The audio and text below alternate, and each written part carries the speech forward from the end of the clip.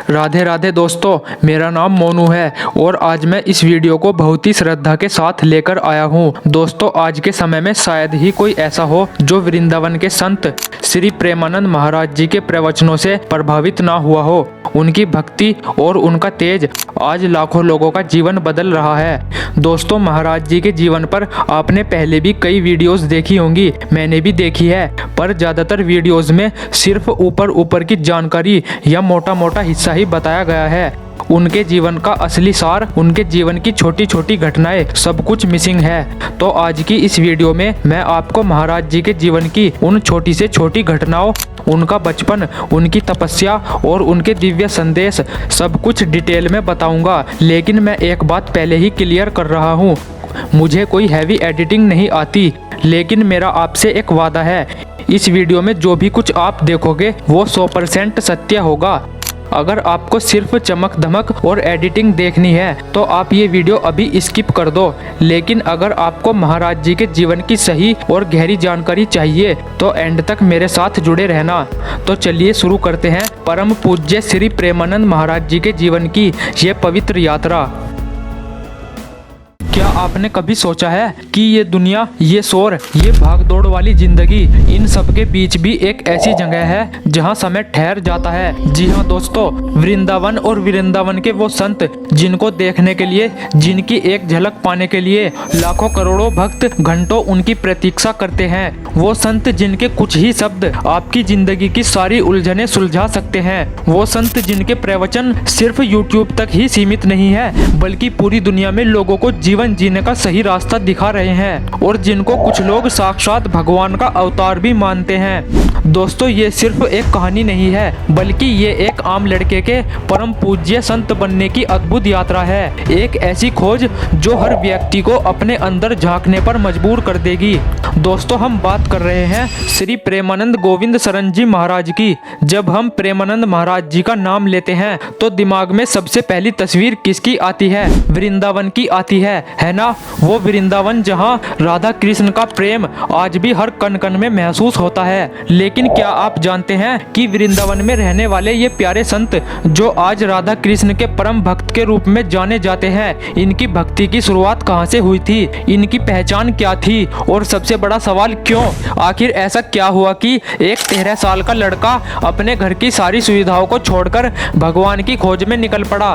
तो दोस्तों, आज मैं आपको कोई प्रवचन नहीं दूंगा, बल्कि एक ऐसी कहानी बताऊंगा जिसमें त्याग, तपस्या और प्रेम का अद्भुत संगम है, जिसका सफर बचपन में शुरू होकर महादेव की नगरी काशी की गलियों से होता हुआ वृंदावन में राधा रानी के चरणों तक जा पहुंचा। दोस्तों, ये कहानी शुरू होती है उत्तर प्रदेश के एक छोटे से गांव से, कानपुर जिला, सरसोल ब्लॉक, और वो गांव जिसका नाम था अखरी। दोस्तों, साल लगभग 1969 या 1972, एग्जैक्ट डेट का तो नहीं पता, लेकिन भक्ति के इतिहास की शुरुआत यहीं से हुई थी। इस गांव में एक सात्विक और धार्मिक ब्राह्मण परिवार रहता था और इसी परिवार में जन्मे थे हमारे श्री प्रेमानंद जी महाराज, जिनका असली नाम था अनिरुद्ध कुमार पांडे। दोस्तों, अनिरुद्ध कुमार पांडे को आध्यात्मिक संस्कार विरासत में मिले थे।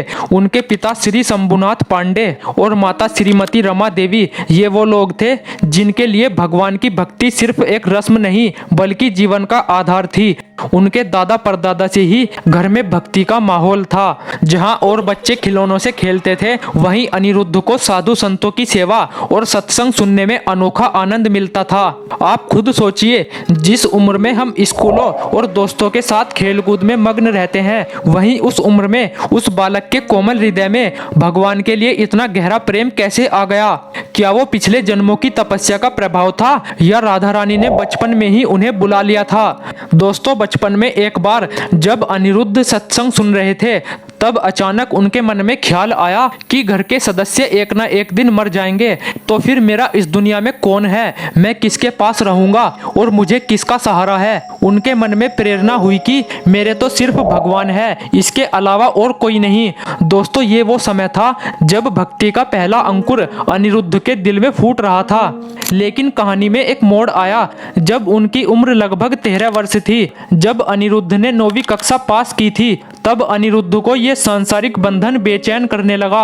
उन्हें लगने लगा कि ये खेल तमाशा, ये रिश्ते नाते, ये कोई सत्य नहीं है, बल्कि सत्य तो कहीं और है। इसलिए घर परिवार को छोड़कर भगवान के पास जाना ही उन्हें एकमात्र उपाय समझ में आया। और तब उनका मन पूर्ण रूप से ये निश्चित कर चुका था कि उनका इस संसार में भगवान के सिवाय और कोई नहीं है। इसलिए उन्होंने घर छोड़ने का पूरी तरह से मन बना लिया।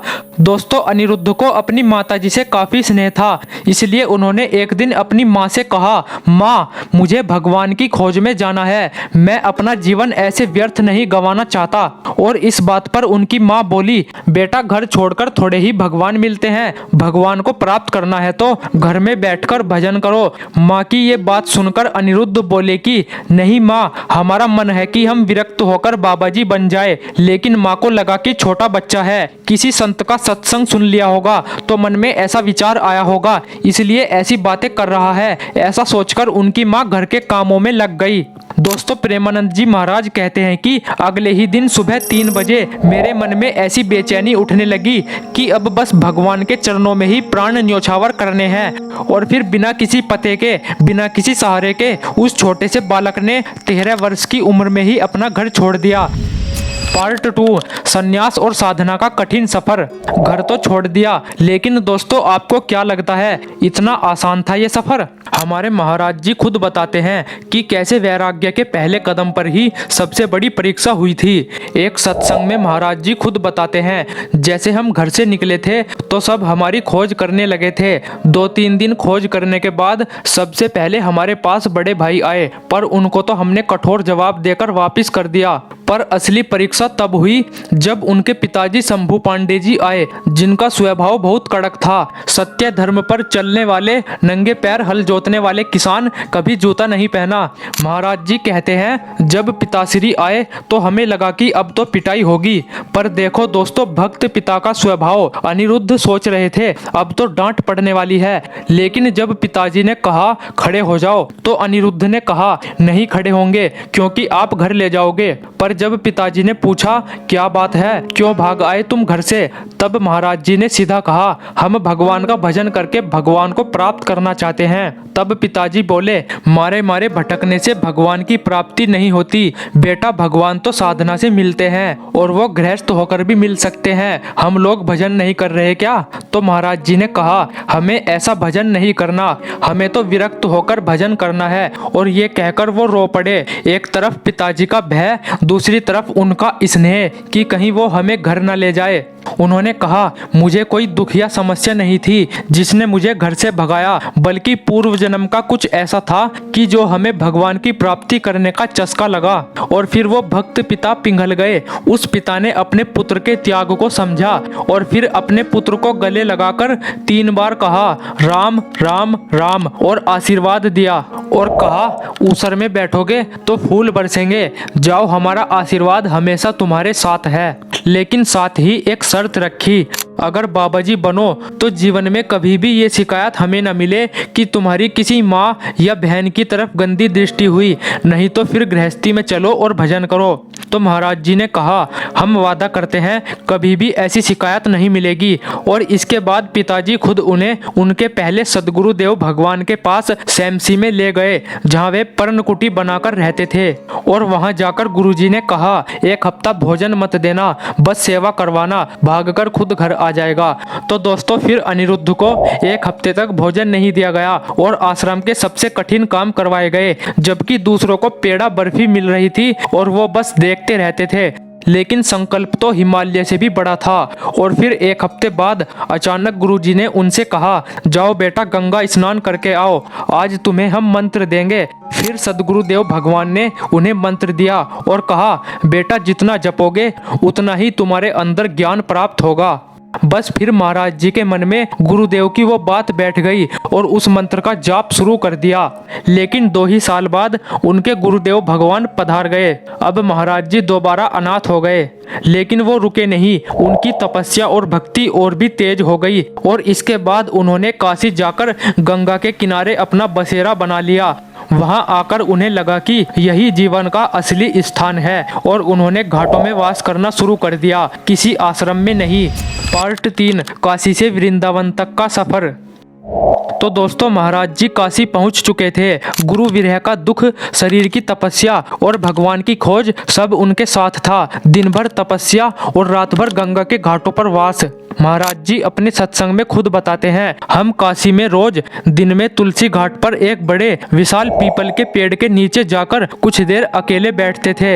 एक दिन महाराज जी उस पेड़ के नीचे खाली बैठे थे, तब अचानक उनके मन में एक अद्भुत चिंगारी उठी। एकदम से ख्याल आया, वृंदावन का नाम तो सुना है पर कभी गए नहीं, कैसा होगा वृंदावन। तो उन्होंने पहली बार भगवान महादेव से ये प्रार्थना की कि वो उन्हें वृंदावन के दर्शन करवाए।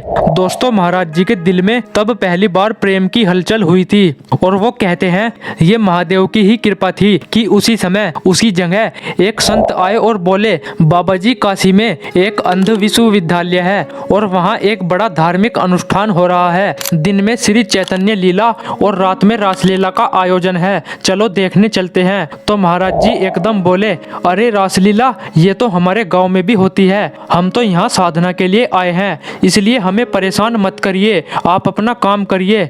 महाराज जी ने पहले तो मना किया क्योंकि वो एकांतवासी थे। रामलीला जैसे भीड़ भाड़ वाले कार्यक्रम उन्हें पसंद नहीं थे, पर वो संत हट कर बैठे। तब महाराज जी ने सोचा, ये बाबा जी इतना हट क्यों कर रहे हैं, शायद इसमें महादेव की कोई इच्छा होगी। और बस उन संत की बात रखने के लिए महाराज जी उनके साथ चल दिए रासलीला देखने। पहले दिन चैतन्य लीला देखी तो बड़ा आनंद आया, फिर रासलीला ने तो उनके होश ही उड़ा दिए। दोस्तों महाराज जी कहते हैं, उस रासलीला के आनंद में कब एक महीना बीत गया पता ही नहीं चला। और फिर आया असली तूफान। जैसे ही लीला का समापन हुआ और कलाकार वृंदावन वापस जाने लगे तो महाराज जी के मन में हाहाकार मचने लगा, अब मेरा क्या होगा, अब मैं कैसे जीऊंगा, मुझे तो अब वृंदावन जाना है। और इतना कहकर वो रो पड़े, आंखों में आंसू, और हट के साथ वो टीम संचालक के पास पहुंचे और उनसे बोले, स्वामी जी हम गरीब बाबा है, पैसे तो नहीं है, लेकिन मैं आपकी सेवा करूंगा, बस मुझे अपने साथ ले चलो। और दोस्तों तब उन संचालक महोदय ने महाराज जी से वो बात कही जो महाराज जी के लिए गुरु मंत्र बन गई। उन्होंने कहा, बाबा तू एक बार वृंदावन आजा, बिहारी जी तुझे छोड़ेंगे नहीं। दोस्तों महाराज जी कहते हैं, उनके इस वाक्य ने मेरा जीवन ही बदल दिया और अब मैं इस वाक्य को गुरु मंत्र मानता हूँ। महाराज जी को वृंदावन की लगन ऐसी लगी कि वो पागलों की तरह हो गए। दोस्तों फिर उनकी दिनचर्या वापस शुरू हो गई, गंगा स्नान, तुलसी घाट और भिक्षा। लेकिन एक नई बात जुड़ गई, मुझे वृंदावन जाना है, मुझे वृंदावन जाना है। वे अब समझ चुके थे कि उनकी आत्मा का असली घर वृंदावन ही है, जहाँ श्री कृष्ण और राधा रानी का प्रेम रस सदा प्रवाहित होता है। देखा दोस्तों आपने, जहाँ निष्काम प्रेम की शुरुआत होनी थी वो निर्माण कार्य अब शुरू हो चुका था। जहाँ कल तक महाराज जी अपने नित्य नियमानुसार भगवान का ध्यान करते हुए अपने भजन और एकांतवास में मस्त रहते थे, आज वो पागलों की तरह वृंदावन जाने के लिए हट लगाए बैठे हैं। दोस्तों एक दिन महाराज जी प्रातःकाल तुलसी घाट पर ध्यान में बैठे हुए थे और उनके पास में ही स्थित संकट मोचन हनुमान जी मंदिर के बाबा श्री युगल किशोर जी प्रसाद लेकर वहां आए और बोले कि लो बाबा प्रसाद लो। अब महाराज जी ठहरे एकांतवासी, उनका किसी से कोई परिचय नहीं था और ऐसे में कोई अचानक आपको कुछ खाने को दे ये उन्होंने उचित नहीं समझा। इसलिए महाराज जी बोले, क्यों ले लो, ये मुझे ही क्यों दे रहे हो, इतने सारे लोग हैं, किसी को भी दे दो। तब युगल किशोर जी बोले, बाबा अंदर से प्रेरणा हुई कि ये प्रसाद आपको ही देना है, संकट मोचन हनुमान जी का प्रसाद है, ले लीजिए बाबा। जब महाराज जी को उनके इस व्यवहार से ऐसा लगा कि इनसे कोई खतरा नहीं है, कोई स्वार्थ नहीं है, तब महाराज जी ने वो प्रसाद ले लिया। और उसके बाद युगल किशोर जी बोले, बाबा चलो मेरी कुटिया में चलो। तब महाराज जी बोले, नहीं ये मेरा नियम है कि मैं किसी गृहस्थ के दरवाजे नहीं जाता और ना ही मैं उनके घर में प्रवेश करता हूँ, बस मैं यहीं खुले आसमान के नीचे रहता हूँ और भजन करता हूँ, जो भिक्षा मिलती है बस वही ग्रहण कर लेता हूँ। तब युगल किशोर जी बोले, बाबा मैं गृहस्थ नहीं हूँ, मैं भी आपकी तरह बाबा जी हूँ। और उनके इस प्रेम से भरे स्वभाव के आगे महाराज जी का एकांतवासी नियम टूट गया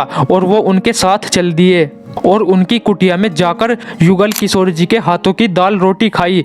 शरीर की भूख तो शांत हो गई, लेकिन उस भूख का क्या जो वृंदावन जाने के लिए मन में लगी थी।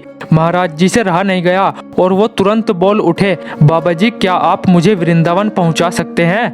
दोस्तों ये भगवान की ही लीला थी। जैसे युगल किशोर जी इस सवाल की प्रतीक्षा में पहले से तैयार बैठे थे और वो तुरंत बोले, हाँ हाँ बाबा क्यों नहीं, जरूर पहुंचा सकता हूँ। बताइए आपको कब जाना है, कल की ही तैयारी कर लीजिए। और ये सुनते ही महाराज जी के आनंद का ठिकाना नहीं रहा। उनका रोम रोम रोमांचित हो उठा।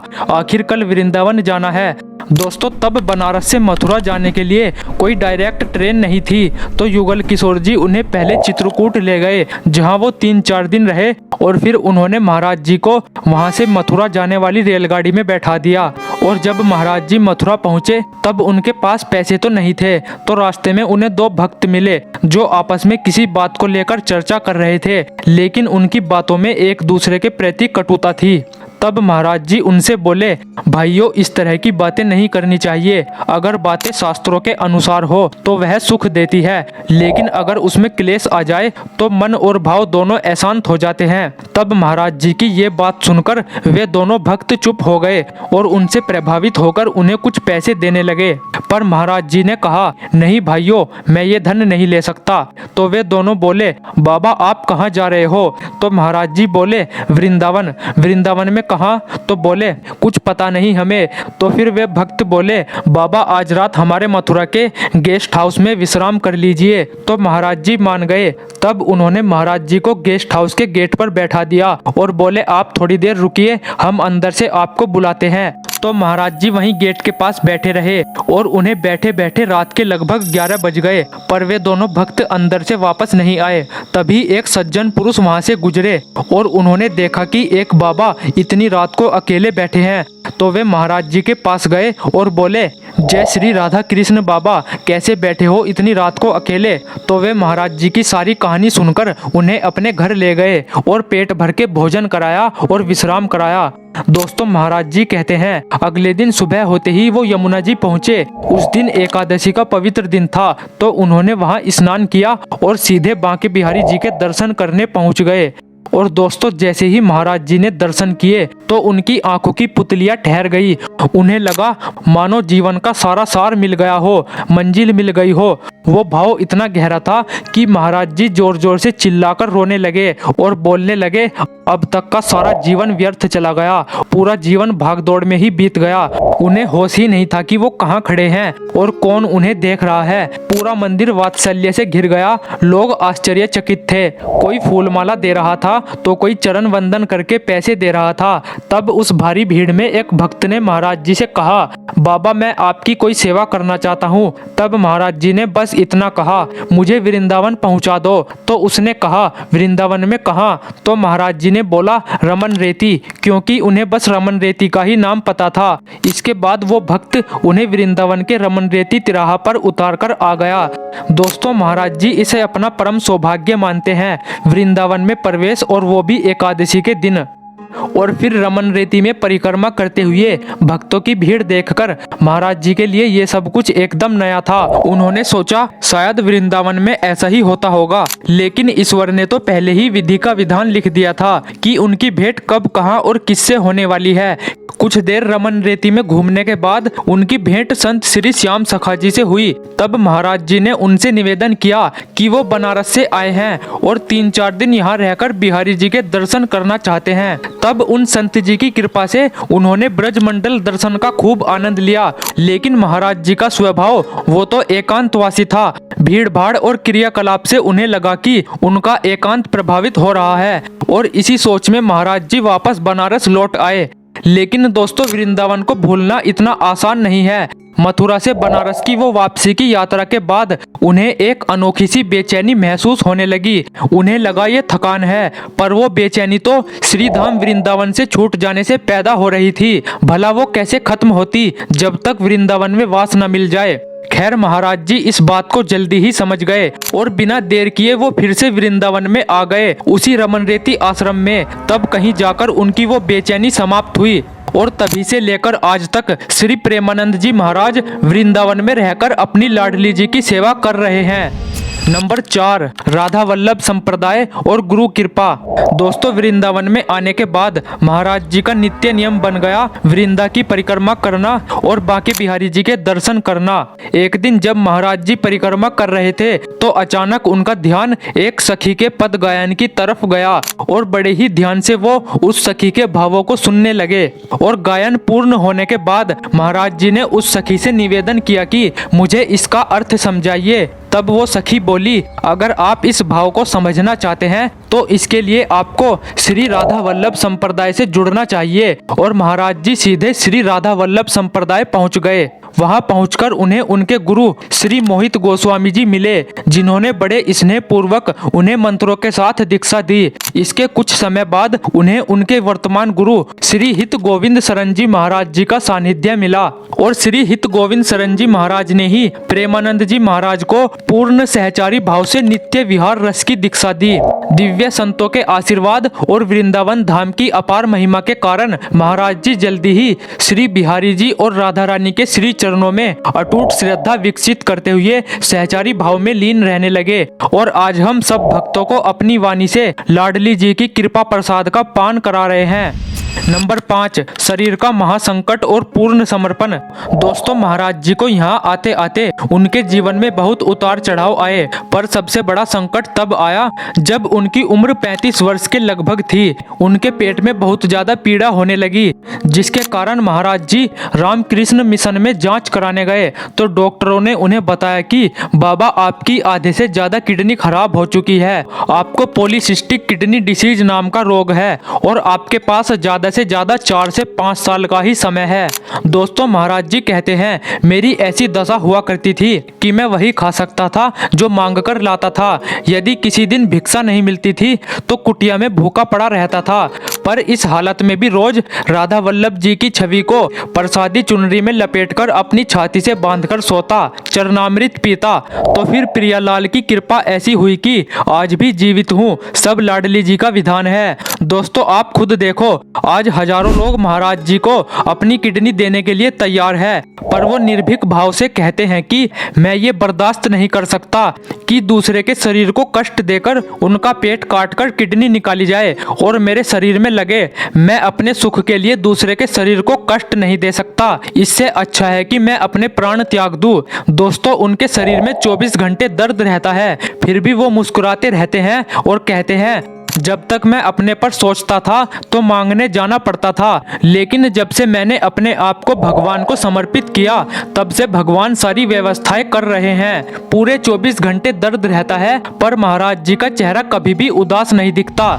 नंबर 6, उपदेश और प्रेरणा। दोस्तों, महाराज जी का जीवन खुद में एक महान उपदेश है। वो हमेशा कहते हैं, मनुष्य जीवन सिर्फ नाम जप के लिए मिला है और ये नाम जप बिना अनुशासन के नहीं हो सकता। इसीलिए वो ब्रह्म मुहूर्त में सुबह 4 बजे उठने और नित्य नियम का पालन करने पर अधिक जोर देते हैं। वो उन सभी लोगों को प्रेरणा देते हैं जो सोचते हैं कि भक्ति सिर्फ त्याग में है। दोस्तों, महाराज जी कहते हैं, गृहस्थ जीवन में रहकर भी आप भगवान को आसानी से पा सकते हैं।